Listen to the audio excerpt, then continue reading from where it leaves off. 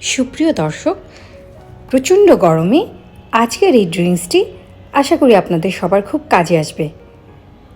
আমি অত্যন্ত সুস্বাদু করে স্বাস্থ্যকর উপায়ে আজকের এই ড্রিঙ্কসটি করে দেখাচ্ছি।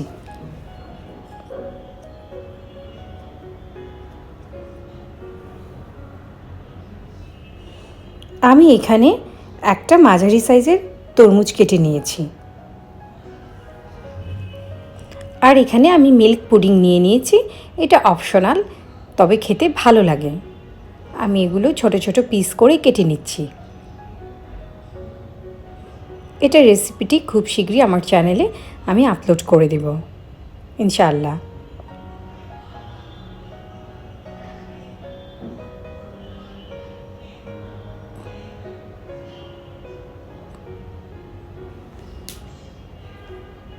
ছোট ছোট কিউব করে আমি কেটে নিচ্ছি।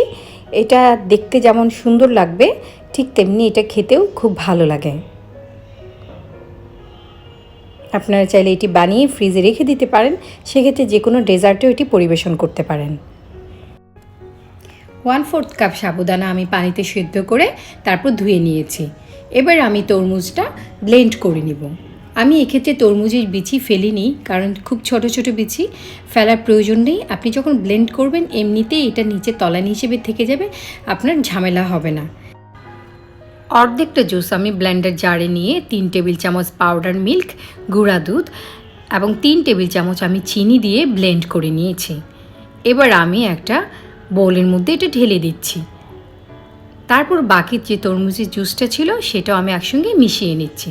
যেহেতু অনেকটা জুস, এতটা জুস ব্লেন্ডার জারে নিয়ে ব্লেন্ড করার ঝামেলা হতে পারে, সেজন্য এইভাবে আমি নিয়েছি।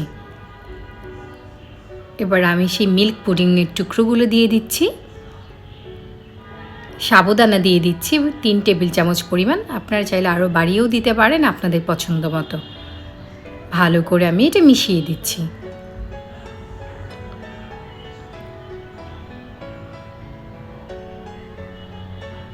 স্বাদ বাড়ানোর জন্য আমি 3 টেবিল চামচ আইসক্রিম ব্যবহার করছি।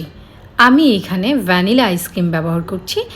তবে ভ্যানিলাটা ব্যবহার করলে যেটা হবে কি, এটা একটা ভালো ডিজাইন আমি করে দিচ্ছি। আপনারা দেখতে পাচ্ছেন একটা চামচ দিয়ে হালকা করে নেড়ে চেড়ে দিচ্ছি। পুরো আইসক্রিমটা আমি গলিয়ে দিচ্ছি না, এটা আস্তে আস্তে এমনিতেই মেল্ট হবে এবং উপরে যে ডিজাইনটা, এই ডিজাইনটার কারণে ডেকোরেশনটা দেখতে অনেক ভালো লাগবে। আশা করি আজকের রেসিপি আপনাদের ভালো লেগেছে। খাবেন যখন ভালোটাই খান, রান্না হোক আয়ের মাধ্যম। আল্লাহ হাফেজ।